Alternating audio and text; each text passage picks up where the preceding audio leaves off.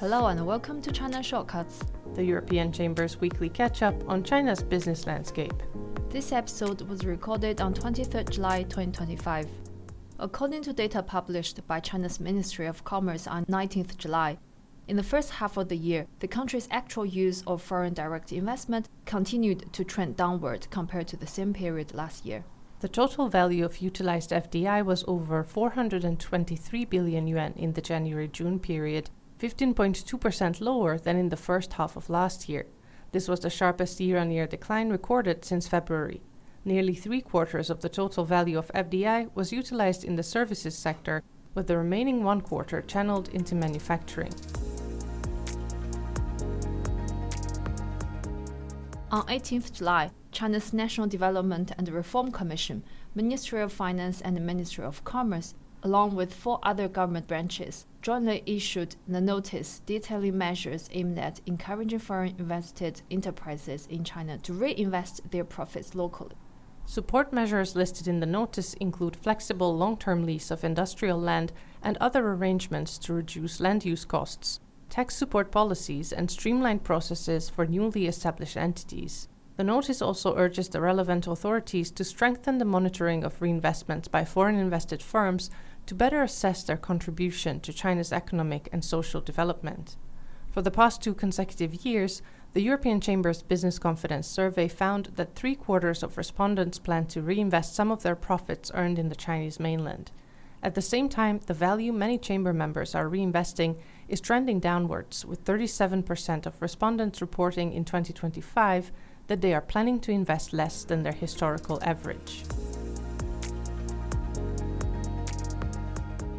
On 17th July, the EU and China held its second meeting under the framework of their bilateral cross-border data flow communication mechanism in Brussels. A key takeaway from the meeting was that the 2 sides agreed to set up a working group to carry out cooperation on cross-border data transfers in the automotive segment.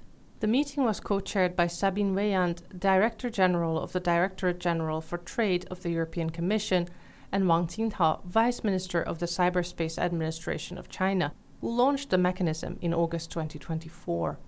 The main goal of the mechanism is to facilitate cross-border transfers of non-personal data for European businesses while ensuring their compliance with Chinese data regulations.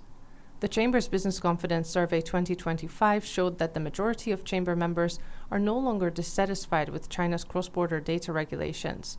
This was largely due to the improvements seen with the release of the final version of the Cyberspace Administration of China's provisions on regulating and promoting cross-border data flows in March 2024, which reduced administrative burdens associated with cross-border data transfers. However, one key outstanding issue that continues to pose challenges for companies is that the scope of what constitutes important data has still not been clarified.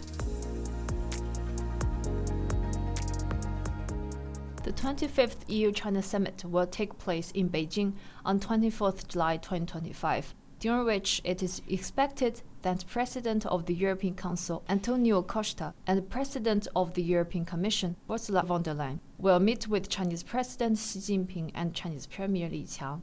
On the margins of the summit, a business roundtable hosted by the Chinese Ministry of Commerce will take place on the same day in Beijing.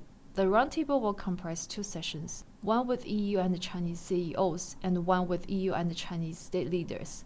European Chamber President Jens Eskelund will speak at the latter session. It is positive that industry and government representatives from the EU and China are meeting to discuss the 2 sides' trade and investment relationship, which has come under increased scrutiny in recent years. The Chamber looks forward to engaging in frank and candid discussions that will pave the way for further talks, including at the working level, with the aim of improving China's business environment for its member companies. On 16th July, the delegation of the European Union to China and the National Medical Products Administration co-organized an event in Beijing with the support of the European Chamber's Cosmetics Working Group and Cosmetics Europe.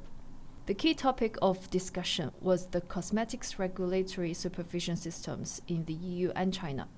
The event gathered nearly 50 senior representatives from the National Medical Products Administration and other relevant regulatory institutions, as well as industry representatives.